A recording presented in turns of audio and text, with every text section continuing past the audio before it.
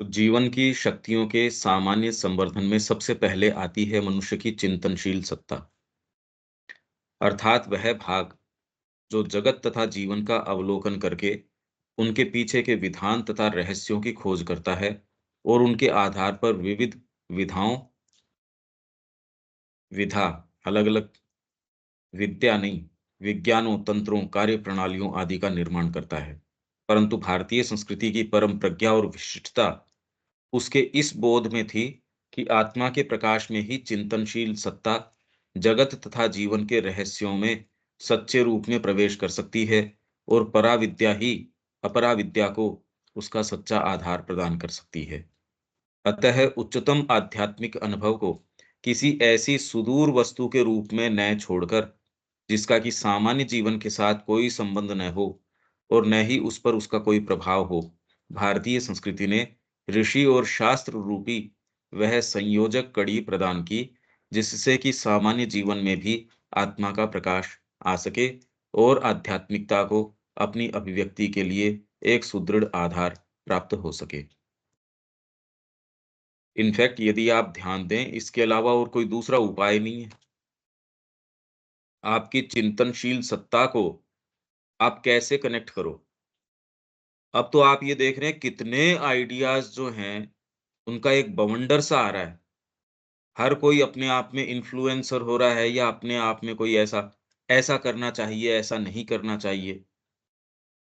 आप अगर उनके प्रति कान खुले रखो, तो आप बहुत जल्दी भ्रम के अंदर कि भई करें क्या? क्योंकि खुद के पास ये कोई डिसर्निमेंट होता नहीं कि भई ये करें या ये करें।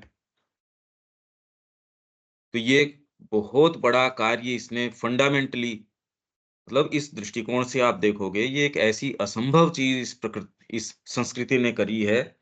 ये कैसे करी? और पहले तो ये पूरा व्यापक ढाँचा या ये ऐसे किस तरीके से करना चाहिए, इनफैक्ट ये सोच के कभी किया नहीं। ये कि इस तरीके से करना चाहिए। जैसे श्री अरविंद ने कहा कि आश्रम यहाँ, हमारा ये सारा विकास ऑर्गेनिकली था। कभी बैठ के कोई प्लानिंग नहीं। ये तो जैसे-जैसे आप आगे बढ़ते गए, आपके भीतर से पर अब भीतर वाला भी तो है ना। भई सभी व्यक्ति अपना बेस्ट करने का प्रयास कर रहे हैं। ये थोड़ी है कि वो नहीं कर रहे, पर एंड अप कहाँ करते हैं? ये पाते हैं यार चले तो कि कोई एक उद्देश्य से थे, ये कहाँ पहुँच गए? एक्चुअल में यदि आप इसके ऊपर विचार करें, ये किया किस तरीके से इस संस्कृति ने? आज तो हम उसकी रूपरेखा की बात कर रहे हैं और वो भी श्री अरविंद प्रदान कर रहे हैं। पर एक्चुअली में ये बात क्या थी और कैसे किया ये? जितना ही आप इस पे कॉन्संट्रेट करेंगे, आप अपने आप को एक ऐसी शक्ति, एक ऐसी विराट प्रज्ञा के समक्ष पाएँगे, जिसने ये सारी चीज़ साधित करी। आज तो हम ढाँचा तक नहीं समझ पा रहे, ये तो श्री अरविंद ने समझा दिया। नहीं तो कैसी परम प्रज्ञा इसके पीछे, सुप्रीम विज़डम इसके पीछे रही है, ये देख ही नहीं पाते। और यदि हम इसको देख पाएँ, तो आगे फिर बाद में कोई संदेह रह नहीं सकता, कि आगे जो हमारी नियति है या जो आगे कार्य होना है, जब जगदम्बा स्वयं कर रही है, कोई सुप्रीम इंटेलिजेंस है जो जो इतने बरसों से अनादिकाल से चली आ रही है, तो क्या अब छोड़ देगी?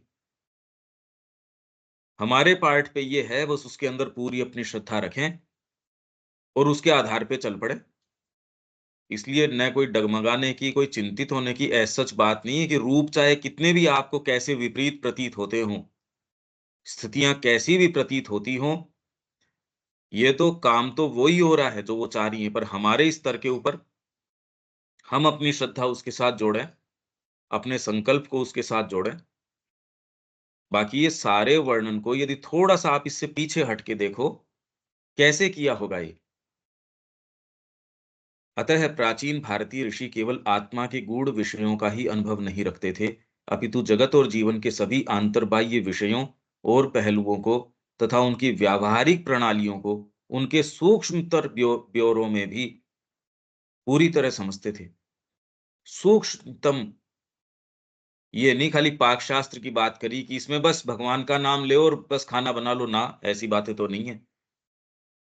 मतलब जितने नियम विधान आप इसके अंदर देख सकते हैं, कोई भी फील्ड के अंदर आप कितने-कितने नियम, कितनी-कितनी सारी चीज़ें लाइफ़ को ऑब्ज़र्व किए बिना, हाईएस्ट पावर से ऑब्ज़र्व किए बिना ये कैसे संभव है? आप सोचो तो सही।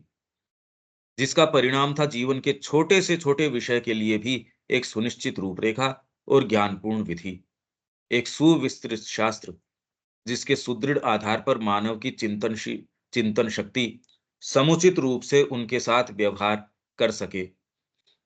कैसे करो आप व्यवहार? आपने फैक्ट्री का एक लेआउट कर लिया, पर इसके अंदर एक सर्टेन नॉर्म्स आप फॉलो नहीं कर रहे, आपको ये पता ही नहीं कि ये मशीनें बेस्ट या ऑप्टिमम लेवल पे कैसे चलेंगी, आपकी सारे जितनी भी चेन है वो कैसे काम करेगी। तो समुचित रूप से कैसे व्यवहार करें, आपको एक सिक्योर ग्राउंड चाहिए। भई ये इसने एक रेसिपी दे रखी है, इसके आधार के ऊपर परफेक्टली इस तरीके से तैयार कर लो। कोई छोटी-सी चीज़ के अंदर तो आप एक्सपेरिमेंट कर सकते हो, पर कोई बहुत इंट्रिकेट चीज़ हो, जिसमें हर एक कड़ी बड़ी इंट्रिकेट हो, आप उसमें कितने परीक्षण करने की स्थिति में होगे? आप कभी इसमें तो नहीं। एकदम हूबहू इसको फ़ॉलो करो तब जाके जो रिज़ल्ट है वो आएगा। आप जीवन के अंदर एक सिक्योर ग्राउंड ढूँढते हैं जिसके ऊपर कोई चीज़ बनाएँगे, जो चीज़ करेंगे, एक्सपेरिमेंट भी गिवन एक उसमें दायरे में कर सकते हैं, कि भई इतने का तो मैंने किया, इतना एट लीस्ट सिक्योर ग्राउंड है। तो जब तक चिंतनशील आपके जो शक्ति है या भाग है, उसको एक सिक्योर एक फंडामेंटल कोई चीज़ आप नहीं दो, कैसे मूव करेगी वो? भी वर्तमान में आपको एक बेसिक फ्रेमवर्क दे दिया गया। आपको एक पद्धतियाँ दे दी गई है, इकोनॉमिक्स दे दी गई है आपको, ये हालाँकि काम नहीं कर रहे, वास्तव में उस तरीके से नहीं काम कर रहे, पर एट लीस्ट आपको लगता है यार कंफर्टेबल हो कम से कम। एक बैंकिंग का सिस्टम है, एक व्यापार की या इसकी वाणिज्य की प्रणाली है, इनकी सारी चीज़ों की अपनी-अपनी प्रणाली है, ऐसे ये काम करेंगे, ये सिस्टम इस तरीके से। तो आप बड़े कंफर्टेबली हाँ, उसके अंदर आप कहते हो यार इसमें ये समस्याएँ हैं, वो ठीक है, आप उसको थोड़ा बहुत टैकल कर लेते हो। पर अगर ये ग्राउंड हटा दिया जाए, ऐसे मूव करेंगे, ऐसे भोजन बनाएँगे, घर ऐसे निर्माण करेंगे, इन कंडीशंस में ऐसे भूकंप प्रोन एरिया है उसके अंदर लकड़ी के बनाएँगे। अगर ये सारा आधार और फिर मनुष्य जाति कर क्या रही है, कैसे मूव करना चाहिए, बच्चे की शिक्षा इस तरीके से होनी चाहिए या समाज का कोई कोड ऑफ कंडक्ट नहीं हो, किसी के बच्चे को कोई भी उठा के भाग रहा है, किसी की पत्नी के साथ कोई भी हो, तो कोई न तो परिवार का कॉन्सेप्ट रहा, न कोई और। आप ये कहेंगे यार ये बात क्या चल रही है, यहाँ तो निरंकुशता चल रही है, लॉलेसनेस है यहाँ तो आपकी चिंतन शक्ति जो है, वो सख्ती में आ जाएगी कि मैं कैसे मूव करूँ? अभी तुरंत में हम इस बात को इसलिए एप्रिशिएट नहीं कर पा रहे क्योंकि हम एक कंफर्टेबल ग्राउंड पे हैं। पर जैसे ही आप कोई ऐसी चीज़ के निकल पड़ें, आप यही प्रश्न है कि मैं जीवन में क्या करूँ? मेरे को जीवन में हायर कोई चीज़ करनी है। मैं इस चीज़ को नहीं करूँगा और आज से ये बंद है। तुरंत आप एक ऐसे ग्राउंड पे अपने आप को पाओगे कि अब मेरे पास सिक्योर ग्राउंड क्या है अभी, अब मैं क्या करूँ? बताइए? फिर तुरंत में ये प्रश्न नहीं उठ रहा। थोड़ा बहुत उठता है, वो इतना नहीं उठ रहा क्योंकि आप एक ग्राउंड पे हैं, इसलिए ये प्रश्न उठ ही नहीं रहा। अगर ये हो कि मैं किस ग्राउंड पे मूव करूँ? आध्यात्मिकता में आ गए, अब गुरु वाक्य है सपोज़, पर कोई भी कंडीशन एक सिचुएशन इस तरीके की है, आप कहते हो, "भई मेरे को नहीं पता इसमें कैसे व्यवहार करना चाहिए। हाँ, ये करो तो भी ठीक है, ये करो तो भी।" आप वहाँ बहुत मुश्किल में पाते हैं अपने आप को। कि कितने पत्र, कितनी सारी चीज़ें जो मदर और श्री अरबिंदो को वो लिख रहे थे, तो उनके डेली लाइफ़ के अंदर जब आप करते हो काम तो इश्यूज़ तो आते ही हैं, जिसके अंदर आप ये नहीं जानते कि उनके साथ आपको कैसे डील करना है, रिस्पॉन्ड किस तरीके से करना है। आपका रिस्पॉन्स उसके अंदर स्ट्रिक्टनेस का होगा या उसमें आप ढीला छोड़ेंगे या आपका पॉइंट ऑफ व्यू सही है या कैसे ग्राउंड क्या रह जाएगा इसमें? भी तुरंत में आप रेफ़र करते हैं, माँ को पढ़ लेते हैं, श्री अरबिंदो को पढ़ते हैं। आप ये करते हैं ना? भाई इस तरीके से ये कौन है? ये कह रहे हैं कि प्लीज ऐड मी।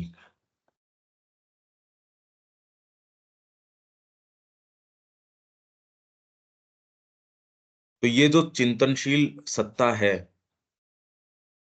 इसका संयोजन, ये मैं इसलिए बार-बार इसको कह रहा हूँ कि जिससे थोड़ा ये एक विचार आया कि ये कैसे इन्होंने किया।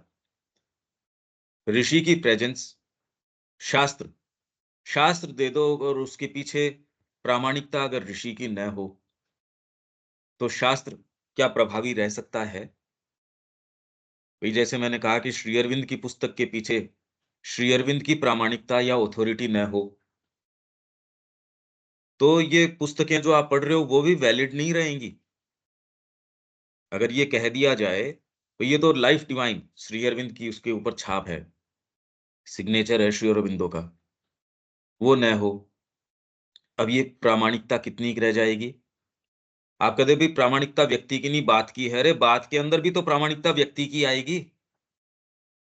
आप इसके ऊपर विचार करना इस बात के ऊपर। तो इसलिए अगर ऋषि का जो है, उसके पीछे सपोर्ट न हो किसी पद्धति के, कौन स्वीकार करेगा उसको? तो हर पद्धति के पीछे ये ऋषि, ये इसने चरक संगीता, चरक की है इसके पीछे इसकी है, इसके पीछे पराशर की है। जब इस प्रकार प्रत्येक चीज़ एक गहन आंतरिक अनुभव के साथ ही साथ उसके सूक्ष्मतम विश्लेषण पर आधारित की जाती है, तो स्वाभाविक ही है कि उसे वह अडिग आधार प्राप्त हो जाता है, जिसे संदेहवादी छानबीन की कोई भी शक्ति गला नहीं सकती। संदेह तो कोई कर सकता है, भाई संदेह किस चीज़ का? आपने तो वो सारी चीज़ें पहले ही उ करी है, उसके उत्तर आपके पास हैं, नहीं तो अडिग आधार कैसे? हाँ, खाली एक संदेह के लिए संदेह करना, वो एक चीज़ है। जैसे श्री अरविंद ने कहा कि मैंने 70 पेज लिखे या मैं 7,000 पेज लिखूँ, तो भी संदेह अगर संदेह के लिए करते हो, तो मैं इसको फुलफ़िल नहीं कर पाऊँगा। हाँ, इतनी बातें मैंने लिख दी, उन्होंने बड़ा लंबा पत्र लिखा, पर उन्होंने कहा, "नो अमाउंट ऑफ मेरा जो जवाब है, वो तेरे को सैटिस्फाई नहीं कर सकता क्योंकि संदेह के लिए ही कोई संदेह कर रहा है, अब उसी में इंडल्ज कर रहा है कि संदेह में ही मेरे को तो रस आ रहा है। अब इसका तो कोई अंत नहीं हो सकता।" भाई उत्तर इस चीज़ का ये है। कुछ ऐसे ही संदर्भ में एक स्थान पर श्री अरविंद स्वयं अपने और श्री माताजी के कार्य के विषय में कहते हैं, हम अपने आप को एकमात्र श्रद्धा पर आधारित नहीं करते, अपितु ज्ञान के एक महत आधार पर आधारित करते हैं, जिसका समूचे जीवन हम विकास और परीक्षण करते आ रहे हैं। यूँ नहीं जी हमने बस पिछले वालों को यूँ कहे, हमने तो बस श्रद्धा के आधार पे अपने आप को फेंक दिया और उसी आधार पे तुम भी फेंक दो अपने आप को, ये नहीं कहा। मुझे लगता है मैं ये कह सकता हूँ कि भौतिक स्तर पर कोई वैज्ञानिक अपने सिद्धांत या अपनी पद्धति का जितनी बारीकी से परीक्षण कर सकता है, उससे कहीं अधिक बारीकी से वर्षों-वर्षों तक दिन-रात मैं परीक्षण करता आया हूँ। यही कारण है कि मैं अपने चारों ओर की दुनिया के पहलू से चिंतित नहीं हूँ। चिंतित इन द सेंस जो पद्धति मैं सामने रख रहा हूँ, जो बात मैं सामने रख रहा हूँ, वो वेल फाउंडेड है, वो निराधार नहीं, एक बेडरॉक के ऊपर है, अनुभव के। बरसों-बरसों तक दिन-रात और ये बात आप वेद के अंदर जैसे उन्होंने कहा इस एक में पर्टिकुलर मैंने शब्द को अंगिरस लिया सपोज़ और ये दसों हज़ार जो मंत्र हैं उन सारों के ऊपर मैंने अप्लाई करके देखा। एक-एक शब्द को उन्होंने जब ये कार्य किया और फिर बाद में इनके कॉम्बिनेशन से क्या-क्या चीज़ें निकल के आती हैं, वही स्पिरिट सारे माँ कह रही है श्री अरबिंदो को हिस्ट्री का जितना डीप पर्सपेक्टिव था, उन्होंने इतना अध्ययन किया, इतना बारीकी से सारी चीज़ों को देखा और खाली एक स्तर पे नहीं। तो बताइए जब इतना डीप आप सारी चीज़ों को मतलब सारी चीज़ें आपको यूँ लगती है हथेली के ऊपर। पूरा विश्व जो है उसका आपको ह्यूमन साइकिल में दिखा दिया, भई ये चीज़ इस तरीके से। हर जाति को थ्रू एंड थ्रू जानते हैं, हर काल को, हर बात को, हर चीज़ को, प्रकृति की हर धारा को, युग चक्र को और जानते ही नहीं वो कह रहे हैं हर समय में मैं ही तो था। हम ही थे इसको जो प्रिज़ाइड कर रहे थे इस सारी साइकिल को। और खाली ये नहीं कि बस एक ऑथोरिटेटिव तरीके से मैंने लिख दिया। ये तो कह रहे वर्षों-वर्षों तक मैंने परीक्षण किया है, रात-दिन बिना थके, मतलब रिलेंटलेस काम न करो तो ये पत्र और ये सारी चीज़ें आ सकती हैं क्या? सोचिए। और ये तो परिणाम हैं, लाइफ डिवाइन है, वो अपने आप के अंदर एक एक उसका सारी चीज़ जो मंथन किया इन्होंने, जो सारे प्रश्न इन्होंने उठाए, उसका परिणाम है। उसके पीछे जो एक साइकोलॉजिकल या जो भी मेहनत गई, वो तो सामने आ ही नहीं सकती। आश्रम जैसे एक परिणाम है, उसके अंदर क्या-क्या चीज़ें इन्वॉल्व्ड हैं, हम कल्पना नहीं कर सकते। इसी सारी चर्चा के क्रम में किसी को यह जिज्ञासा उठ सकती है कि क्या भारतीय संस्कृति के अतीत में सामान्य जन की चिंतन शक्ति इतनी अविकसित थी? इतने बेवकूफ थे कि हर चीज़ के लिए कि घोड़ों का मेरे को ब्रीडिंग किस तरीके से करनी है, उनका नस्ल सुधार किस तरीके से करना, उसके लिए शास्त्र की ज़रूरत है, तेरे को अकल नहीं है? अरे तो उस समय अकल थी या नहीं थी, तुम तो एक छोटी-छोटी चीज़ के लिए आज हम एक कमीशन बिठाते हैं, हम इस चीज़ के लिए ये करते हैं। आप भी तो उस चीज़ से चूके नहीं हो, कौन चूका है उससे? और ये कह रहे हैं छोटी-छोटी चीज़ के लिए वो शास्त्र को, गुरु को, ऋषि को, इनको देखते थे, तो इनमें अकल नहीं थी क्या? अब पांडिचेरी के अंदर डॉक्टर है, वो भी माँ को, श्री अरविंद को पत्र लिख रहा है कि माँ बताओ इस केस में, तो यार तेरी डिग्री क्या करेगी फिर बाद में?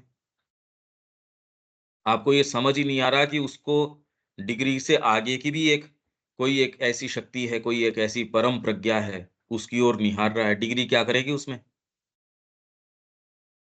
और हमारी तो जो एक हमारा जो स्कोप है, जो देखने का दायरा है, वो तो बहुत ज़्यादा लिमिटेड है। तो ये प्रश्न उठ सकता है, हालाँकि ये भी उठता नहीं, कि चिंतन शक्ति इतनी अविकसित थी कि सामान्य जीवन के कार्य व्यवहार के लिए भी उन्हें ऋषि के मार्गदर्शन की और शास्त्रों की आवश्यकता होती थी। इसे एक सही परिप्रेक्ष्य में समझने के लिए यदि हम भौतिक विज्ञान के दृष्टिकोण से भी देखें, तो किसी भी इंद्रिय गोचर विषय का मतलब जो आपको दिख रहा है, इंद्रिय गोचर विषय, इनफैक्ट उसके अंदर जो डायरेक्टली इंद्रियों को नहीं दिख रहा, जो मशीनों के माध्यम से दिख रहा है, वो भी है इंद्रिय गोचर ही। आप सोनोग्राफी कर रहे हो, डायरेक्टली आँखों से तो नज़र नहीं आ रहा, पर वो मशीन आपकी आँखों का ही एक्सटेंशन है। एक्स-रे के अंदर आपको नज़र नहीं आ रहा, पर एक्स-रे के माध्यम से जो है, वो भी इंद्रिय गोचर ही है। मतलब ये सारे माध्यम भी इंद्रियों के ही एक्सटेंशंस हैं। डायरेक्टली संपर्क में नहीं आ रहे, इनके माध्यम से आ रहे हो। चाहे माइक्रोस्कोप के माध्यम से आ रहे हो, टेलीस्कोप के माध्यम से आ रहे हो, कार्बन डेटिंग के माध्यम से। ये सारे हैं इंद्रिय गोचर विषय ही। ये कोई सब्जेक्टिव या साइकोलॉजिकल विषय नहीं है। ये सारे हैं इंद्रिय गोचर विषय ही। तो किसी भी इंद्रिय गोचर विषय का अधिकाधिक सूक्ष्म विश्लेषण हमें भौतिक तत्व के उन रहस्यों में प्रवेश करा सकता है, जो सामान्य दृष्टि के लिए सर्वथा अगम्य होते हैं। अब नैनो टेक्नोलॉजी है। आप कहते हैं, "आँख से क्यों नहीं देख लेता? तेरे पास हाथ-पाँव ये सारी तो हैं, टच है, टेस्ट है, तो यार तू इसमें प्रवेश क्यों नहीं कर जाता?" दूसरा कहेगा, "ये तो अभी बेचारा इसको सेंस ही नहीं है, ये प्रश्न क्या कर रहा है?" तो जब आपके फ़ील्ड को जो बिल्कुल इंद्रिय गोचर विषय है यूँ तो, भौतिक विज्ञान के ही थोड़े से और सूक्ष्म चीज़ के अंदर आप प्रवेश करके गए हो। अरे भई इसमें कोई चीज़ थोड़ी और दूसरी है। का अधिकाधिक सूक्ष्म विश्लेषण में भूत तो ये रहस्यों में प्रवेश करा सकता है जो सामान्य दृष्टि के लिए सर्वथा अगम्य होते हैं, परंतु तो भी इन अधिक गोचर विषयों और क्रियाओं को उनका आधार प्रदान करते हैं। मतलब आप अगर विज्ञान के रहस्यों में प्रवेश करो, तो आपको ये एनर्जीज़ कैसे काम करती हैं, भई यूँ तो मोबाइल कैसे काम कर रहा है, भौतिक इंद्रियों को तो कोई विशेष पता नहीं, पर जो तरंगे काम कर रही हैं और कर रही हैं, विज्ञान आपको बताता है ये ऐसे कर सकते हैं। विज्ञान ये भी सोच रहा है कि मैं डीमैटेरियलाइज़ कर दूँ आपके शरीर को और कहीं इसको रीमैटेरियलाइज़ कर दूँ। हर फ़ील्ड के अंदर वो ये चाह रहा है ब्रेक थ्रू कि कैसे मैं भौतिक तत्व को इस तरीके से कर लूँ, हमारे लिए कदाचित यह मानना तो अधिक सहज है कि प्रभुत्वशाली रूप से भौतिक तत्व के साथ व्यवहार और उसके ऊपर क्रिया करने के लिए आवश्यक है कि हम बाह्य रूप तक ही न रुक जाएं, अपितु उसके अधिकाधिक सूक्ष्म रहस्यों में प्रवेश करें।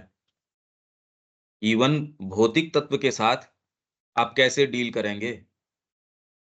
तो आप कह रहे हैं यार इसके लिए तो अपने को केमिस्ट्री का सेंस होने की ज़रूरत है, इसके लिए फिज़िक्स का सेंस होने की ज़रूरत है, इसके लिए इन रहस्यों में प्रवेश करने की अधिकाधिक सूक्ष्म जो रहस्य है, उसमें जितना ही आप प्रवेश करते हो, उतना ही कमांड आपका बाहरी चीज़ के ऊपर बढ़ जाता है। परंतु इंद्रियाश्रित चेतना से बंधे होने के कारण हमारे लिए यह समझना सहज नहीं है कि स्वयं भौतिक जगत का कोई स्वतंत्र अस्तित्व नहीं है।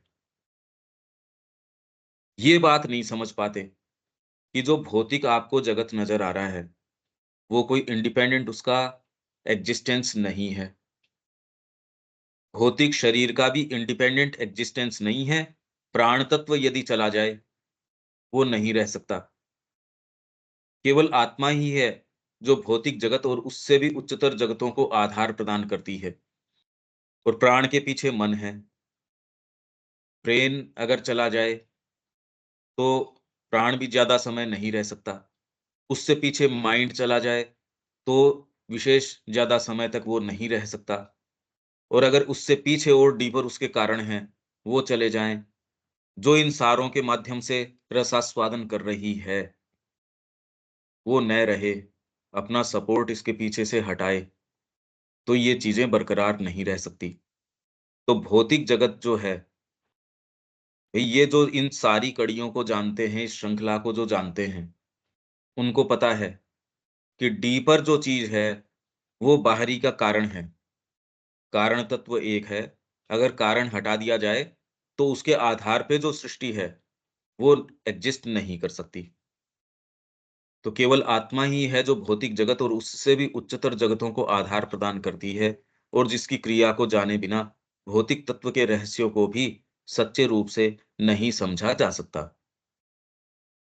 तो श्री अरविंद क्या कह रहे हैं कि यहाँ जो है, वो सारी चीज़ ऊपर से डिटरमिन हो रही है। ये दिलीप कुमार रॉय को लिखा था, देखो अगर वो पत्र मिल जाता है तो मैं आपसे अभी शेयर करता हूँ।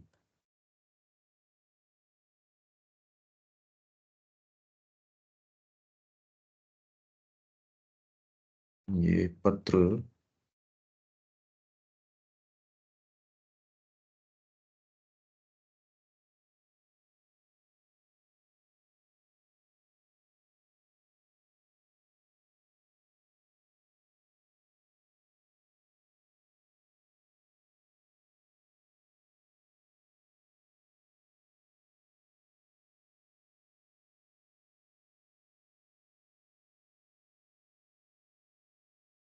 हाँ, ये रहा।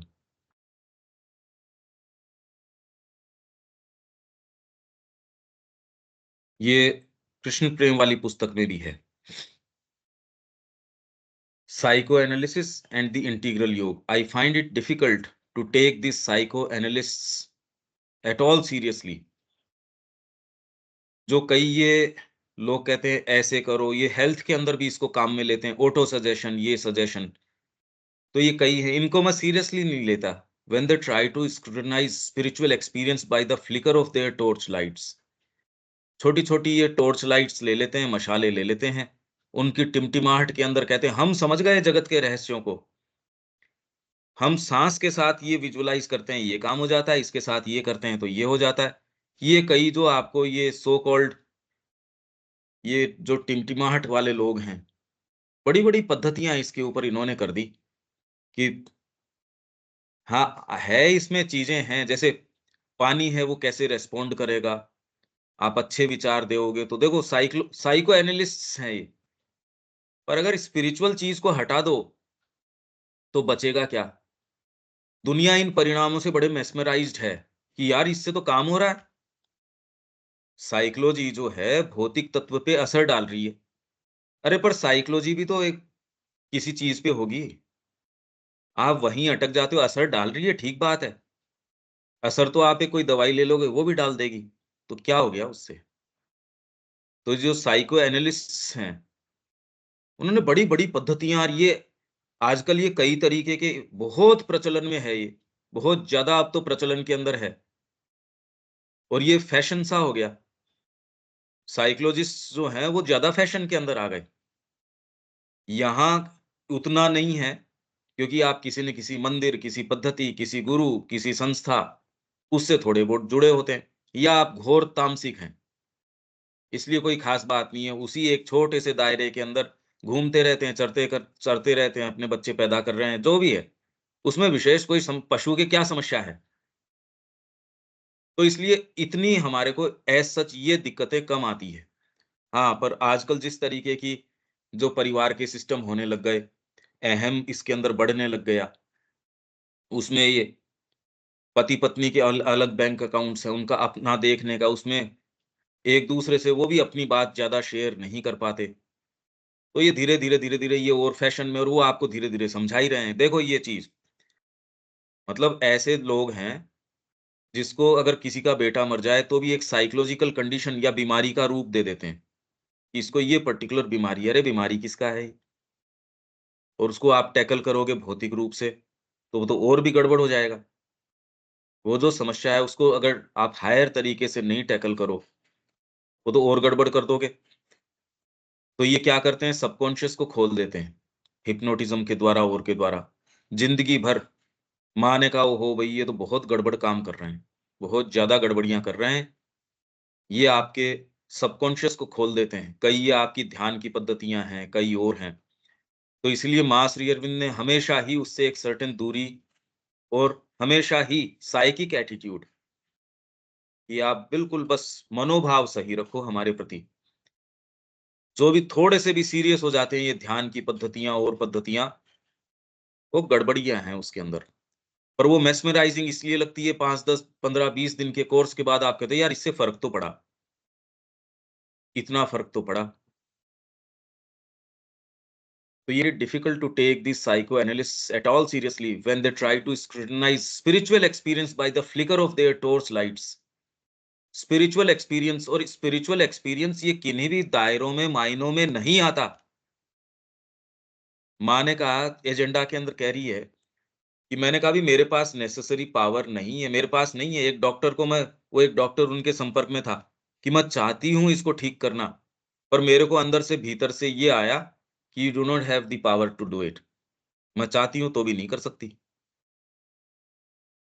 तो पीपल आर व्हिस्परिंग, वो धीरे-धीरे कानाफूसी ये शुरू कर रहे हैं, कि माँ के पास वो नेसेसरी पावर नहीं है, इसलिए people are losing faith in me. ये हवा में एक चीज़ फैल रही है। स्पिरिचुअल एक्सपीरियंस किन्हीं भी बाहरी मायनों के अंदर नहीं आता, ये एक चीज़ दूसरी है। यही बात गीता में जब उसने कहा कि भई ये दिखता किस तरीके का है, वो भोजन कैसे करता है, बैठता किस तरीके से है। यहाँ सारा प्रयास इसके अंदर है, जी ये तो बैठे हैं, 6 महीने से उठे ही नहीं, तो क्या हो गया यार इस बात से? इनको क्रोध नहीं आता, काम, क्रोध, मद, लोभ, ये कोई सा ही नहीं आता। इनफैक्ट श्री अरबिंदो कह रहे हैं, मैं तो किसी भी, इन किन्हीं भी मायनों के अंदर न तो कोई एक सही पति रहा, न कोई निष्ठावान, कुछ नहीं रहा। मैं तो कुछ भी नहीं रहा। या फिर एक व्यक्ति क्या जी, वो गालियाँ निकालते हैं, पत्थर फेंकते हैं। तो उनका एटिकेट्स कब से स्पिरिचुअल जो आपके है ये लाइन, उसका प्रमाण है उसका। और हम जितनी भी बातें, स्पिरिचुअल आदमी है तो ये ऐसे कैसे कर सकता है? यार इसने तो सोने की अंगूठियाँ पहन रखी है, तो क्या पीड़ा हो गई? ये तो मर्सिडीज़ के अंदर चलता है, बहुत अच्छी बात है। नहीं, तू तो आध्यात्मिक व्यक्ति है, पैदल चलना चाहिए तेरे को। तेरे को फटे हाल रहना चाहिए। वो दोनों के अंदर रहे तो भी कोई दिक्कत नहीं है। वो ऐसे रहे तो भी ठीक है। इनफैक्ट आध्यात्मिकता कभी भी फटे हाल नहीं हुई। सच्ची आध्यात्मिकता फटे हाल नहीं है, कि वो अभावात्मक है, कभी नहीं। संतोष एक चीज़ है, मेरा कंसर्न ही नहीं है उस चीज़ के ऊपर। एक साइंटिस्ट है, अपने काम में इतना ज़्यादा तल्लीन है, या एक आर्टिस्ट है, अपनी उस चीज़ के ऊपर है, तो आप कहोगे फटे हाल है, क्योंकि ये वहाँ चाट जो बिक रही है बाज़ार के अंदर, उसके पीछे नहीं भाग रहा, या और दूसरी चीज़ें नहीं कर रहा, जिसको आप जीवन के वास्तव में मायने या ये कहते हो। अरे है ही नहीं वो उस स्तर के ऊपर। बरसों बरस एक चीज़ पे लग रहा है, सॉफ्टवेयर इंजीनियर है, कोई ऐसी चीज़ कर रहा है। कोई मतलब हर जो व्यक्ति जिसने अपने लिमिटेशंस को ब्रेक किया, नई चीज़ करी है। Yet perhaps one ought to, for half knowledge is a very powerful thing and can be a great obstacle to the coming in front of the true truth. तो इसलिए this new psychology seems to me very much like children learning some summary and not very adequate alphabet. और आज ये जितनी पद्धतियां numerology की निकल के आ रही हैं, कितने कितना आप देख रहे हो, ऐसे विजुअलाइज करो, ऐसे ये करो, ये सब पद्धतियां जो है, ये बच्चों की एबीसीडी बता रहे हैं। और अगर किसी में अगर वास्तव में सच्ची पुकार है नहीं, सच्ची प्यास है नहीं, वो इनमें से किसी चीज़ के अंदर पड़ जाएगा और ये तुरंत रिज़ल्ट देने वाली भी हैं। फिर ये रिज़ल्ट दे देंगी। मैं एक टॉर्च खरीद के लाया, बटन दबाया, प्रकाश हो गया भई। और उस प्रकाश का और एक न्यूक्लियर पावर का ये तो कोई देखो मेरे हाथ में है, कोई बच्चा कहे मैंने एक टॉर्च लेके आया या मैं कोई ऐसा चीज़ लेके आया, तुरंत उसका परिणाम आ गया। और ये देखो ये 20 साल से लग रहा है इसके पीछे। कितने परीक्षण कर लिए इसने, सारा पैसा लगा दिया, जीवन लगा दिया। तेरे को ये सेंस ही नहीं है कि ये बात ही कुछ और कर रहा है। ये ऐसे डायमेंशन की बात कर रहा है जिसके परिणाम आने वाले जो आपकी शताब्दियाँ हैं उसके ऊपर प्रभाव डालेंगे। ये बात उसको सेंस ही नहीं है कि ये किस डायमेंशन की बात कर रहा है, तू किस डायमेंशन की बात कर रहा है। इसलिए ये कम्युनिकेट करना भी वास्तव में स्पिरिचुअलिटी क्या है, ये लगभग असंभव सा ही है। ये बहुत फार एक ऑफ ऐसी चीज़ है और ये तुरंत के अंदर इसीलिए बेचारा आदमी क्योंकि अरे भाई परिणाम मिले नहीं, आप कह दें कि पूरा जीवन गल जाए, आपका 20 साल लग जाए, 50 साल लग जाए क्योंकि ये सालों के उसमें दायरे में नहीं आता। आप कहे यार कुछ तो दो, कुछ कुछ हाथ में पकड़ तो आए। यही तो दिलीप कुमार रॉय कह रहे थे कि कृष्ण प्रेम के गुरु ने तो उसको कुछ टेंजिबल दे दिया, मेरे गुरु ने कुछ दिया नहीं। कौन व्यक्ति है जो ये नहीं कहेगा या नहीं चाहेगा कि आप तो बस आश्रम में काम करते रहो, सुबह से शाम तक डाइनिंग हॉल में काम कर लो, अगला कहेगा मैं इसलिए आया था। मैं तो एक सफल डॉक्टर था। दिलीप कुमार ने कहा कि मैं कोई फेलियर नहीं था। मैं यूरोप के अंदर एक म्यूजिकल एकेडमी खोल सकता था और फैक्चुअली बात गलत भी नहीं थी। और आप भी कहोगे हाँ यार बात तो ठीक है। और जाके यदि आश्रम में आप उसको देखो तो हम में से कौन ऐसा है जो धीरे से उसके कान में नहीं फुसफुसाएगा, यार कैसा उभरता सितारा था। यहाँ कर क्या रहा है ये? भई एक्चुअल में आपने तो आश्रम देखा है और उस समय क्या रहा होगा इतना कोई वो तो एटमॉस्फियर ही दूसरा था। आप कहे यही संगीत सभा ऑर्गेनाइज़ करे, हज़ारों लोगों की भीड़ इकट्ठी कर सकता है, यहाँ इसको एक जना ही नहीं पूछ रहा। तो हम भी यही बात कहेंगे, तो श्री अरविंद ने फिर बाद में कहा कि जो बहुत चीप लोग होते हैं, वही ऐसी बात करते हैं। जो घटिया लोग होते हैं ना, उन्होंने शब्द नहीं बचाए और उसके अंदर कोई ऐसी चीज़ थी, वो उसको पकड़े रही। नहीं तो दूसरा कहता देखो ऐसी बात कह दी। तो इसलिए some summary and not very adequate alphabet अभी बच्चा सीख रहा है A, B, C, D exalting putting their ABCD of the subconscient and the mysterious underground super ego together. Nietzsche जैसे कह रहा था, उसने कहा एक ऐसा अतिमानव आएगा और उसका अतिमानव था आपका सुपर ईगो जो जो कई फ़िल्में जो बनती हैं आजकल, कि मनुष्य को अगर परिवर्धित करके उसकी ईगो को डिवाइन बना दिया जाए तो क्या करेंगे? तो जो लड़की मेरे को नहीं मिल पा रही वो मिल जाएगी। तो यार उसके लिए ये बनने की क्या ज़रूरत थी? या जो काम मेरी मेरी फैक्ट्री में कोई दिक्कत आ रही है, वो मैं बस हाथ के इशारे से यूँ कर दूँगा। देखो ये सारी फ़िल्में क्या आपको बता रही हैं? ये जा नहीं सकता और ये स्पिरिचुअल एक्सपीरियंस कैसे आए? क्योंकि ये तो डायमेंशन बिल्कुल अलग है। इसमें ज़िद ज़बरदस्ती ये कैसे कर लो आप? और सबकॉन्शिएंट क्योंकि ये मूवमेंट आया, ड्रग मूवमेंट आया, कई चीज़ें इनकी खुल गई और बड़े इन्होंने इसके अंदर जाके फिर बाद में हिप्नोटिज़्म से इन्होंने कहा, यार बात तो ठीक है, इस व्यक्ति को ये लैंग्वेज नहीं आती और फिर भी बचपन में इस लड़की ने हिब्रू के अंदर सुना था, उसका मालिक कोई चीज़ का पाठ करता था। ये हूबहू वैसा का वैसा इसको रिसाइट कर रही है, जैसे ही इसको अपन हिप्नोटिक स्टेट के अंदर डालते हैं। हाँ यार, बात तो है। तो धीरे-धीरे इसके अंदर इन्होंने अपने परीक्षण करने शुरू किए। टेलीकिनेसिस, दूर बैठे हो, मेरा उससे कोई फिजिकल संपर्क नहीं है। चम्मच पड़ी है, मैंने उसको उठा दिया। हाँ भाई, बात तो है। या फिर कोई एक दूसरी जगह है, उसको मैंने यहाँ से संदेश भेज दिया। वैसा ही उसने संदेश अपना लिख दिया कागज़ के ऊपर। तो ये सारे परीक्षण जब हुए, तब ये विश्वास तो होना शुरू हो गया है, हाँ यार, बात तो ठीक कह रहे हैं। पर अभी भी जैसे चीज़ें निकल के आती है, जो आप टीवी पे डिबेट देखते हो, कि जी ये बाबा जी जो है, इसमें कोई शक्तियाँ नहीं है, ये तो माइंड की चीज़ है। तो उसमें आपके पैनलिस्ट्स बैठेंगे, 2, 4, 5 ऐसे लोगों को उठा लाएँगे, जो माइंड रीड करके कि आप अपना कोई भी नंबर सोच लो या कोई भी कार्ड है, वो सोच लो, कोई भी पक्षी का नाम, व्यक्ति का नाम, ये, वो, कुछ भी। आप अपने मन में वो नाम ज़ोर से बोलो, जो आपके बचपन में 3 साल के थे, 4 साल के थे, कि कोई भी क्या संभावना है मेरे जानने की? नहीं, तेरे जानने की तो कोई संभावना नहीं है। अब बोलो अपने मन में, आप उस नाम को बोल देते हो, कि देखो, अब इससे ये आप प्रूव करते हो कि पूरी-पूरी डॉक्यूमेंट्रीज़ ये प्रूव कर रही हैं कि आपके जो सत्य साईं बाबा थे, पुट्टपार्थी के, वो झूठा आदमी था। अरे वो था या नहीं था, पर ये चीज़ें हैं या नहीं है, तुम उसको कैसे रिफ्यूट कर सकते हो? इसलिए इन्होंने संस्था बना ली, अंधश्रद्धा निर्मूलन। पर उसका काम क्या है? खाली हिंदुओं के ऊपर कुठाराघात करना, क्रिश्चियंस के ऊपर नहीं टच करेंगे, मुस्लिम्स पे नहीं टच करेंगे। वही वाले लोग पिछले दिनों जो ये महाराष्ट्र के अंदर है और के अंदर कि जी आओ, हमारे साथ आप ये करो, फिर हम नहीं मानेंगे। तो ये कुल मिला के ह्यूमन साइकोलॉजी की बात चल रही है ये। इसके ऊपर काफ़ी सारी पद्धतियाँ, काफ़ी सारी चीज़ें। Super ego together in and imagining that there first book of obscure beginning CAT cat, TREE tree, यही बात कर रहे हैं हम।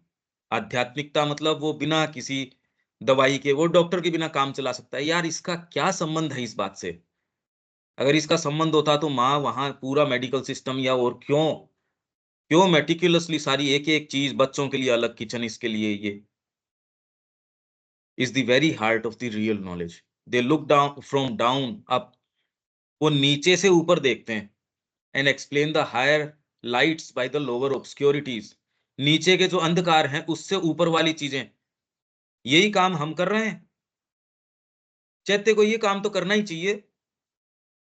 ये वाली चीज़ों की जो कमी रह गई वो चैत्य पूरा कर दे।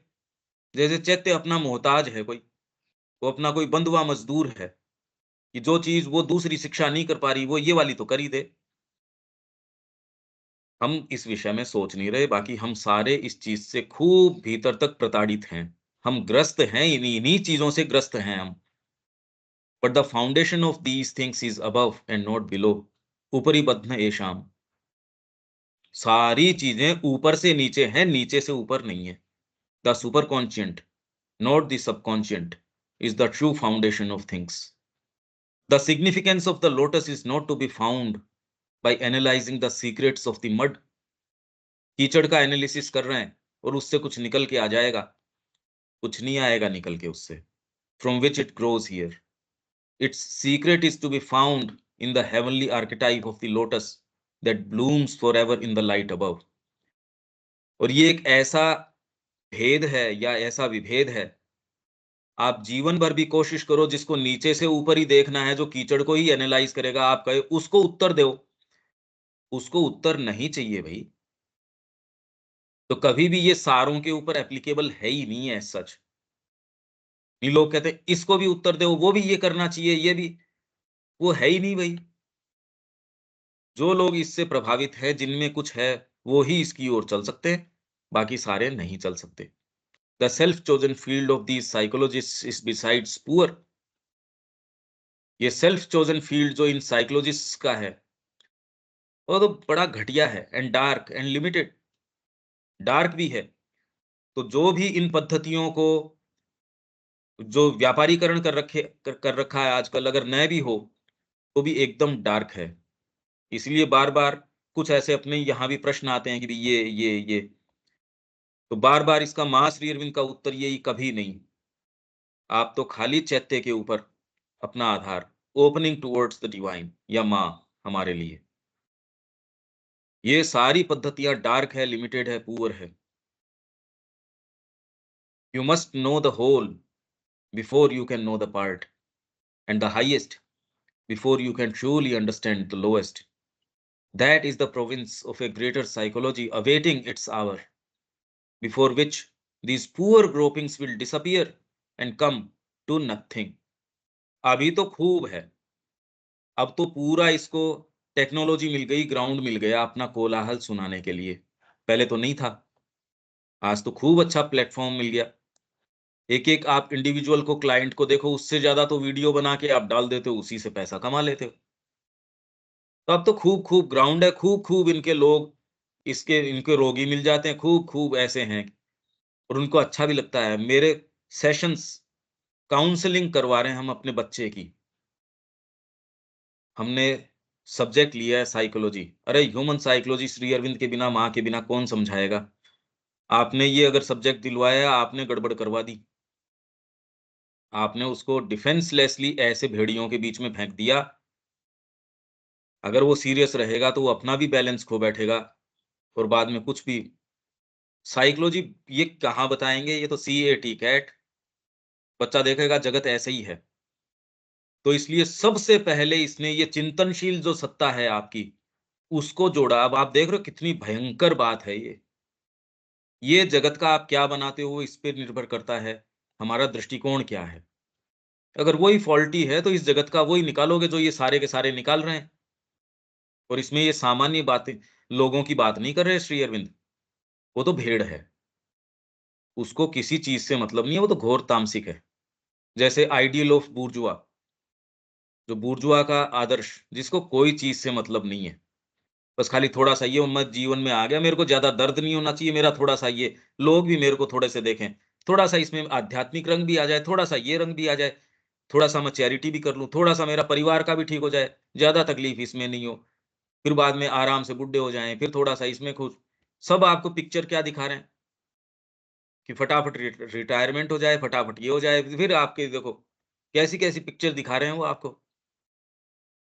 वो दिखा पा रहे हैं और अपना प्रोडक्ट बेच पा रहे हैं, इससे आप सामान्य मानसिकता देख लीजिए, ये हमारी क्या मानसिकता है। आइडियल ऑफ बूर्जुआ, ये बूर्जुआ का आदर्श है, कुछ नहीं चाहता वो निरा पशु है।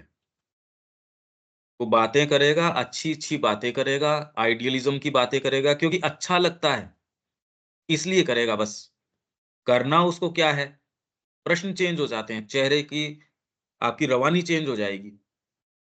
ये हाँ, ये सीरियस आदमी है भई, इसके है प्रश्न, इसके नहीं है, इसके कुछ नहीं है, बातें कर रहा है नहीं। तो इसलिए प्राचीन भारतीय ऋषि इन जगतों और इनकी अभिव्यक्तियों को, रहस्य को जानते थे और इन सभी अभिव्यक्तियों के पीछे वे इनके मूलभूत कारण अर्थात दिव्य जननी के संकल्प को भी देख सकते थे। ये ही चीज हमारे जो ऋषि थे, उन्होंने इस कड़ी को लेके धीरे-धीरे, विज्ञान अब इसके ऊपर आ रहा है कि कार्य कारण जैसी चीज नहीं है, कॉज एंड इफेक्ट नहीं है। अगर कॉज एंड इफेक्ट नहीं है तो भौतिक विज्ञान का आधार ही खत्म हो गया। भौतिक विज्ञान तभी तो काम करती है जब कार्य कारण सिद्धांत हो। ये करेंगे तो ये होगा और इसके कारण ये है तो मैं उसके पीछे भी जा सकता हूँ क्योंकि उसके कारण ये हुआ। तभी आप धीरे-धीरे कि भई ये मूवमेंट इस तरीके का है तो हम इसको रिवर्स करें तो हम एक बिग बैंग के ऊपर पहुँच जाते हैं। कार्य कारण पे तो कारण है ना ये। अगर आप ये कह दें कि कार्य कारण जैसी चीज़ नहीं है, इसके मायने क्या निकलते हैं? भई हाँ, सर्विसेबल आपके जो नियम हैं उनमें तो कोई फ़र्क नहीं पड़ता, कि आप सब्ज़ी बना रहे हो उससे उसमें तो कोई फ़र्क नहीं पड़ रहा आपके कार्य कारण सिद्धांत अगर लागू है तो भी ठीक है, नहीं लागू है तो भी ठीक है। पर इसके फंडामेंटल मायने जो हैं वो तो बहुत अलग निकलते हैं। आप कह रहे हैं मेरे तो क्या फ़र्क पड़ा इससे? मैं तो उसी बिस्तर पे लेटा हूँ, उसी सब्ज़ी को बना रहा हूँ, वही काम कर रहा हूँ। पर फंडामेंटल्स में तो फ़र्क पड़ गया और उससे जो फ़र्क आएगा वो फ़र्क आएगा भी। ये इस सारी चीज़ को जानते थे कि कार्य कारण कुछ नहीं है, खाली माँ का संकल्प है। इसलिए ये चीज़ है। इसलिए आप इस मात्रा के अंदर हाइड्रोजन और ऑक्सीजन मिलाते हो, पानी बन जाता है। और ये भी कहने का एक तरीका है, भगवान ही जाने कि वो, क्योंकि सारी चीज़ गुणात्मक है, मात्रात्मक नहीं है। ये तो हमारे इंद्रियों का परसेप्शन है। जब तक उसको लगता है भाई क्या आवश्यकता है उसको इसी मात्रा के अंदर मिला के पानी बनाना? ये हम बाध्यता हम तो देख सकते हैं उसके मूवमेंट को, कोशिश कर सकते हैं उसकी कोई पद्धति निकालने की, कि हमारे लिए थोड़ा-सा ये सर्विसेबल हो जाए, बस। इधर से रोज़ एक कार जाती है, तो आप ये कहते हैं यार फिर बाद में इधर से जब जाती है तो अपन इसका लाभ उठा सकते हैं। भौतिक जगत के ये नियम ऐसा लगता है कि ये चीज़ें रिपीट करती हैं या इस तरीके से होती हैं, तो इसका लाभ उठा सकते हैं। पानी की ये प्रकृति है, हवा की ये है, इसके पीछे ये है। तो चलो इससे हम इसको यूटिलाइज़ कर देते हैं। कारण तो कैसे बता सकते हो? भई आप हाउ जो है, उसको थोड़ा बहुत कोई एनालाइज़ करके व्हाई के प्रश्न को कि ये क्यों भई? अब उसकी मात्रा भले ही कोई आप ये कहते हो इस मात्रा के अंदर और मात्रा भी तो एक छोटा-सा डायमेंशन। भवन के निर्माण का क्यों जो है ईंटों की संख्या से नहीं हो सकता। या उसके अंदर लगे जितने भी मटेरियल है या लोग हैं या जो पैसा लगा है या जो समय लगा है, इन किन्हीं भी आयामों के अंदर क्यों नहीं आता? तो इस जगत का क्यों आता नहीं? तो मूलभूत कारण इसका, इस रहस्य में हमारे प्राचीन जो ऋषि थे, उन्होंने प्रवेश किया और इसका एकमात्र कारण है दिव्य जननी का संकल्प। वो एग्ज़ीक्यूट करना चाह रही है। दिव्य जननी मतलब डिवाइन की जो चित्त शक्ति है, पराशक्ति है, वो अभिव्यक्त करना चाह रही है। माँ का संकल्प है, तो यहाँ आप सुखद तरीके से कैसे रह सकते हो? माँ से जुड़ के। जब उसी का संकल्प यहाँ प्रभावी हो रहा है और एग्ज़ीक्यूट हो रहा है, तो समझदारी किसके अंदर है? उसके प्रति अपने आप को खोल दो। वो आपको बता देगी कि बेटा मेरे ये क्रिया इस तरीके से है, आपको बता देगी वही। अगर जो जिसके पास ब्लूप्रिंट है, उसके पास जाओगे, वो पहले की, बाद की, कारण की, पद्धति की, प्रक्रिया की और उस प्रक्रिया में कोई फेर-बदल अगर करना है, तो वो भी बता देगी। आपका लाइफ स्पान या आपका दृष्टिकोण बहुत छोटा है। आप तो कहते ये तो नियम है, कोई ज़रूरी नहीं है। अगर उस पर्टिकुलर मटेरियल की सप्लाई पीछे से आपने अपनी संकल्पना की मेरे को इस भवन में खिड़कियाँ ये लगानी है। वो कंपनी जो पर्टिकुलर जिससे आपने डील करी थी बंद हो गई साहब। कोई आप बिल्डिंग थोड़ी रोक दोगे। कहते यार दूसरा बना लेंगे इसमें क्या ख़ास बात है। तो दिव्य जननी के संकल्प में जाके ये आप देखो कि मनुष्य तो इसमें कोलैबोरेट करने के लिए तैयार नहीं है तो कहते छोड़ दे यार इसको, छोड़ दो। जैसे गधे-कुत्ते ये भी नज़र आ रहे हैं, ये भी पड़े रहेंगे और नहीं अपन रेस लिए आएँगे, कोई दूसरे लिए आएँगे। इसमें क्या बात है? मनुष्य का ही तो वहम है कि मैं पता नहीं क्या हूँ, पर अभी तक उसने कोई विशेष चीज़ सामने ला के क्या रखी है। तो दिव्य जननी के संकल्प को यदि आप उसमें प्रवेश कर सके, उसके तारतम्य में आ सके, को भी देख सकते थे। और इसी कारण श्री अरविंद के अनुसार प्राचीन ऋषि का काम केवल परमेश्वर को ही जानना नहीं, अपितु जगत और जीवन को जानना तथा ज्ञान के द्वारा इन्हें एक ऐसी सुविज्ञात, well charted out and well known, ऐसी एवं विजित वस्तु बना देना भी था, जिसके साथ मनुष्य की तर्क बुद्धि और इच्छा शक्ति एक सुनिश्चित रूपरेखा के अनुसार और एक ज्ञानपूर्ण विधि एवं व्यवस्था के सुरक्षित आधार पर बर्ताव कर सके। मैं इस पद्धति से चल रहा हूँ। भैया आप सीमेंट के साथ भी व्यवहार करते हो तो उसकी एक पद्धति है। आप बिल्डिंग मटेरियल के साथ भी अगर वो कह दे नहीं, नहीं कल से ये मत करना भी इसमें गड़बड़ है तो आप कभी नहीं करोगे। समय-समय पे आपके जो ये सारे लोग हैं इनका अपना एक सम्मेलन है उसमें कह देंगे यार इसमें ये एक हमने नई चीज़ देखी। आप अगर इस तरीके से इसमें ये चीज़ मिलाते हो या एक पर्टिकुलर इस तरीके से ये काम करते हो तो इसकी स्ट्रेंथ बढ़ जाती है। या ये नहीं करते या ये करते हो तो इसमें नुकसान हो सकता है। तो इसके पीछे कोई न कोई पद्धति है, कोई प्रामाणिक सत्ता हर चीज़ के पीछे। इस संदर्भ में यदि हम श्री अरविंद का उदाहरण लें, तो हम ये स्पष्टतः देख सकते हैं कि आध्यात्मिक जीवन के गहनतम विषयों से लेकर व्यक्तिगत और सामूहिक मानव जीवन, चिंतन और कर्म का कदाचित ही ऐसा कोई पहलू या विषय है, जिस पर कि उन्होंने निर्णायक रहस्योद्घाटन रेवलेशन व्यक्तिगत जीवन, सामूहिक जीवन और राष्ट्र का जीवन, मनुष्य जाति का जीवन और ये नहीं खाली यूँ ही कह के छोड़ दिया, उन्होंने पूरी हिस्ट्री एक-एक चीज़ का उन्होंने यूँ ही नहीं कह दी और एक सच्चा परिप्रेक्ष्य प्रदान न किया हो। योग, तत्वज्ञान मतलब मेटाफिज़िक्स, दर्शन, फ़िलॉसफ़ी, वेद, उपनिषद जैसे गहन विषयों और कला, साहित्य, काव्य, संगीत आदि जैसे अधिक आत्मपरक विषयों की तो बात ही क्या, आत्मपरक सब्जेक्टिव। भई ठीक है, आपने सब्जेक्टिव बातें तो आपकी साइकोलॉजिकल चीज़ें वो तो लाके संगीत की बात कर दी, पर अब घोड़े का रक्षण कैसे करें? वाक्शास्त्र कैसे करें? इसका थोड़ी सेंस है इनको। राजनैतिक, आर्थिक, समाज संबंधी विषयों पर भी उन्होंने हमारे समक्ष जिन रहस्यों को उजागर किया है और सभी विषयों पर जैसा सिंहावलोकन, बर्ड आई व्यू, ऊपर से पूरा।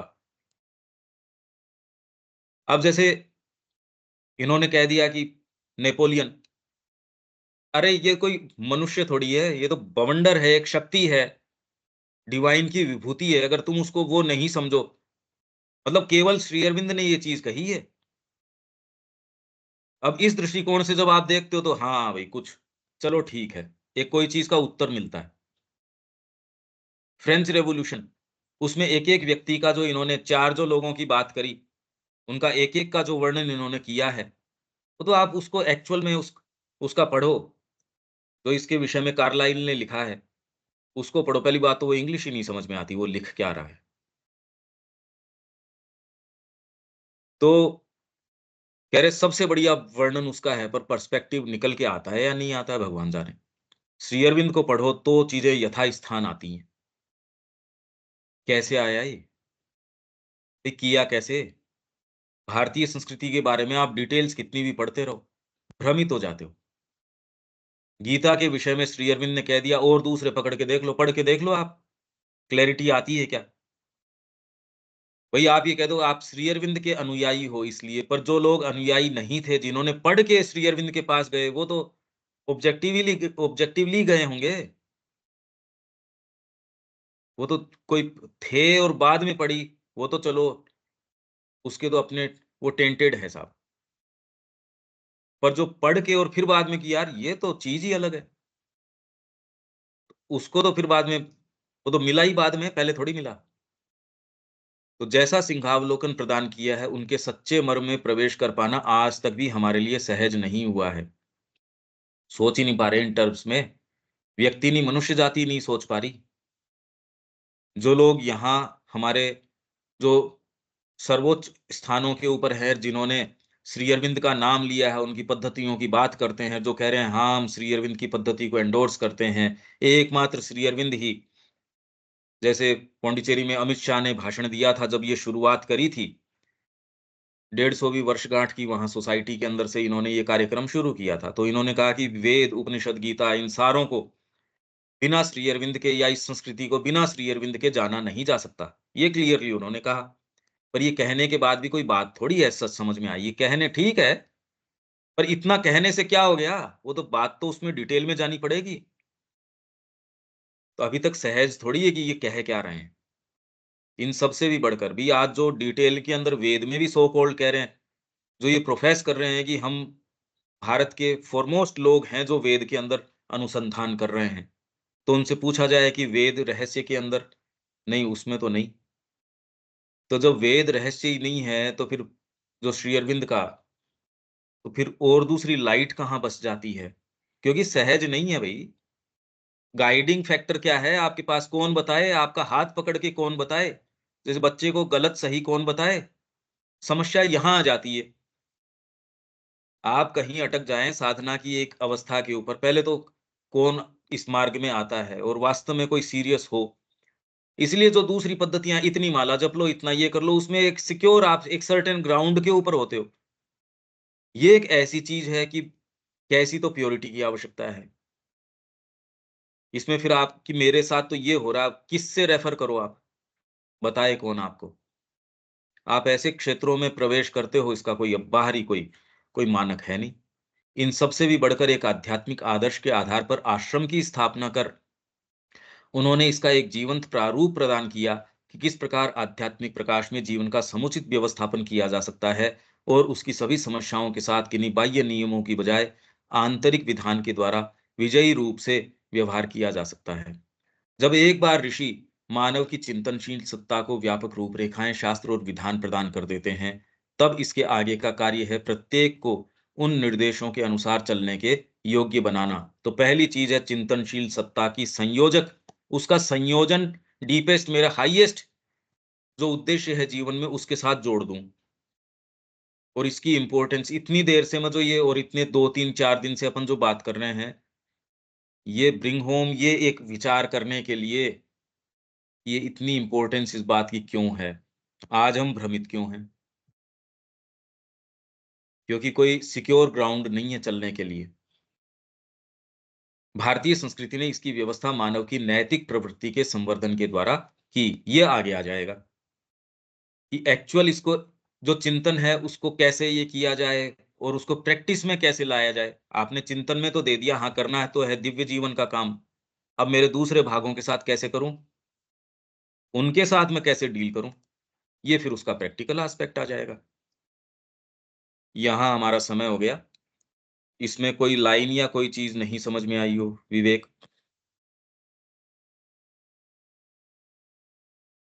क्लियर है भैया। दीपक? नहीं, ठीक है पक्का। देविका जी? प्रश्न नहीं है। आप बस थोड़ा-सा इस पे ये विचार करना कि कैसे इन्होंने किया या इस बात की गहराई की इसके बिना आप कैसे मूव कर सकते हो? और इसका इन्होंने पूरी सप्लाई करी सबसे पहले। हाँ तो जी। हम जितनी चीज़ें पढ़ के जा रहे हैं, आप इसका एक एक व्यापक एक खाली एक डायग्राम बनाओ कि इनका मूल उद्देश्य ये, इसके लिए ये व्यवस्थाएँ, उस डायग्राम को आप और डिटेल से भरते रहो। एक बड़ा कागज़ लेके हाँ जी। ये इनका हेलो? हेलो? आवाज आ रही है भैया? आ रही है हाँ, आवाज़ आ रही है। नहीं कोई कुछ बोलना चाहता है शायद। मेरे मन में एक सवाल है, पूछ सकती है? हाँ, हाँ, बोलिए। अ, जब ऋषि मानव की चिंतनशील सत्ता को व्यापक रूपरेखाएं, शास्त्र और विधान प्रदान कर देते हैं, हुँ, तब हर मानव अपनी-अपनी योग्यता के अनुसार, पात्रता के अनुसार उसे ग्रहण करेगा। हुँ, तो इनका जो व्यापक विजन संकल्प जो है मानव हुँ, जाति के लिए, हुँ, जो इन्होंने सपना देखा है या एक डिटरमाइन किया है कि इस ऊंचाई तक सारी मानव जाति ने पहुंचना है, हुँ, तो वो एक साथ घटेगा नहीं। हुँ, वो असमान लेवल पे, असमान तालिका पे घटने वाला है। हाँ, तो बिल्कुल, ये पूर्णत्व कब प्राप्त करेगा?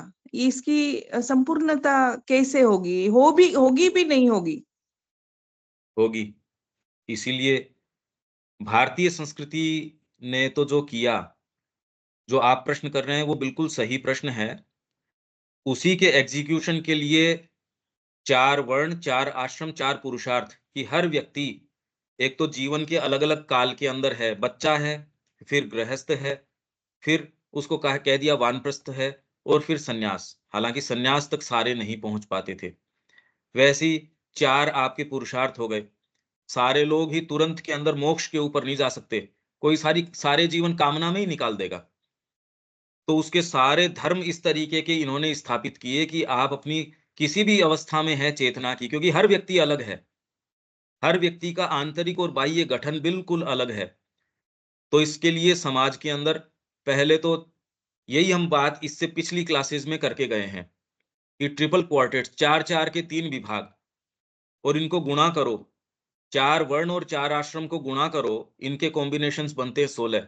4 पुरुषार्थ से और गुणा करो, तो बनते हैं 64। 64 किस तरीके से बने? ब्राह्मण है, वर्ण आपका तय हो गया ब्राह्मण।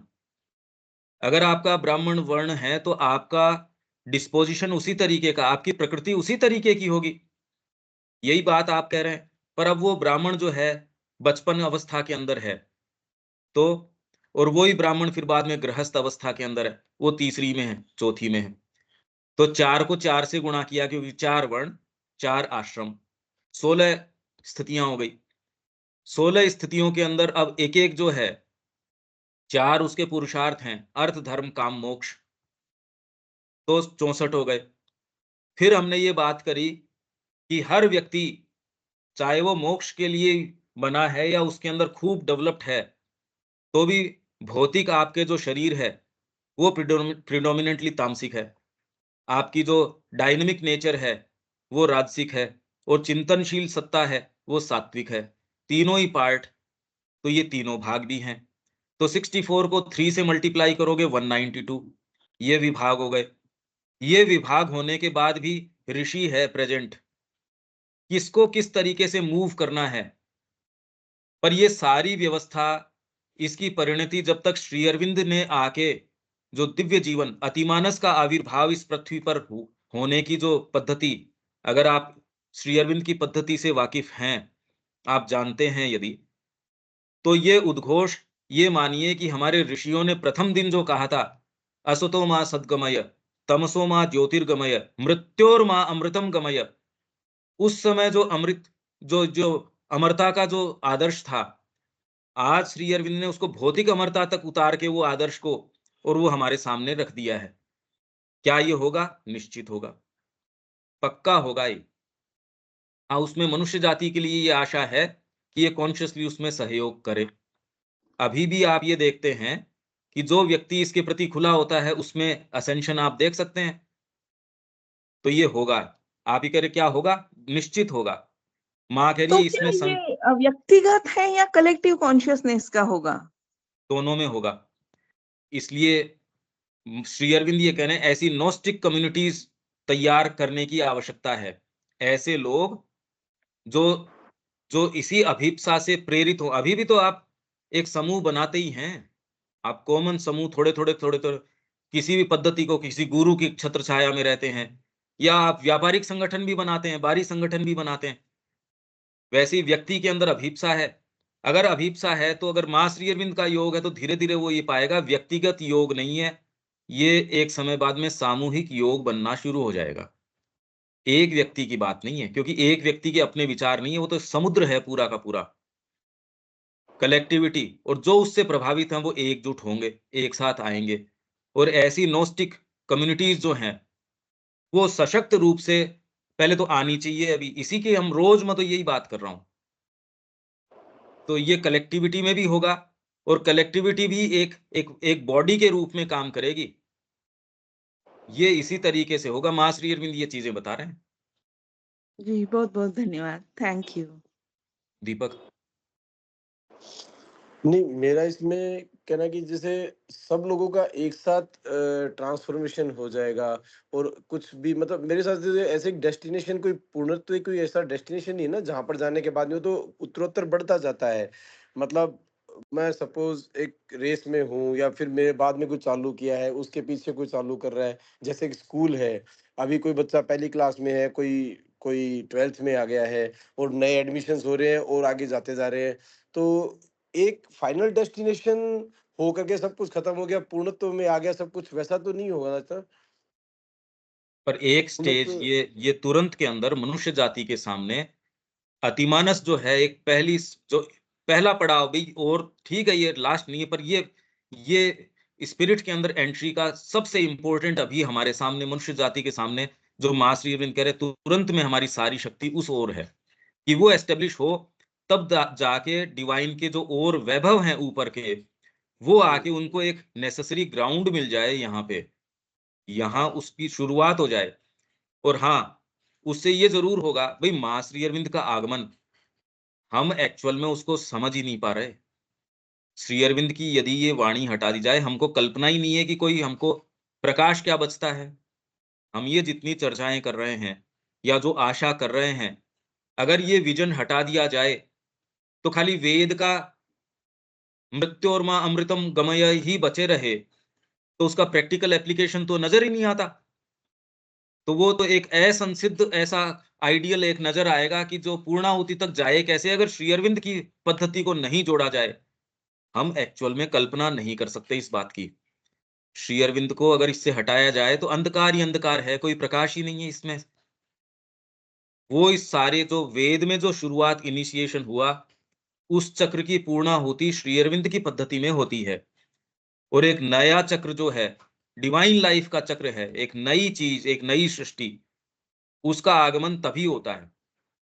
हमारे लिए तात्कालिक आवश्यकता यह है कि हम अपने आप को मां और श्री अरविंद के प्रति खोलें। भाई व्यक्तिगत स्तर के ऊपर अगर हम करना भी चाहें सपोज, तो और क्या शॉर्टकट है? भाई तुरंत में तो हमको ये महसूस होता है ये जीवन कितना छोटा सा है।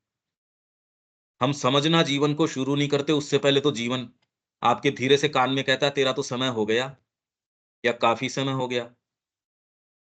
तो कब तो जिए, कब काम करें।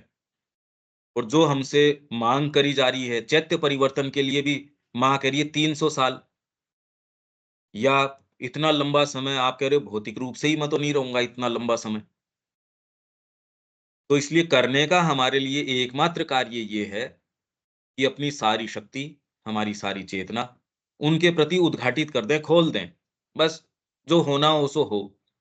और इसलिए नहीं कि मेरे को अतिमानस लाना है या नहीं लाना, मैं प्रेम करता हूं उनसे, क्योंकि उस प्रेम के लिए ही वो गोल्डन रिवर, उसका सॉन्ग यहाँ लाने के लिए, जो डिवाइन वर्कर की जो कविता है ना, I have been digging deep, जो फिल्थ है और मायर है उसमें मैं लंबे समय से, श्री अरविंद ने अपना वर्णन किया है कि मैं इतने लंबे समय से ये काम कर रहा हूं, तो गोल्डन रिवर है उसका सॉन्ग यहाँ आ जाए,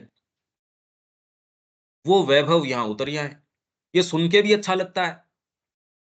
हम ये कर पाएंगे नहीं कर पाएंगे वो तो बाद की बात है, पर अपने आप को इसमें देना भी अगर न दें तो जीवन वैसे ही चला जाएगा। जीवन में रहेगा क्या, कोई अच्छी चीजें तो रहेंगी नहीं जीवन के अंदर।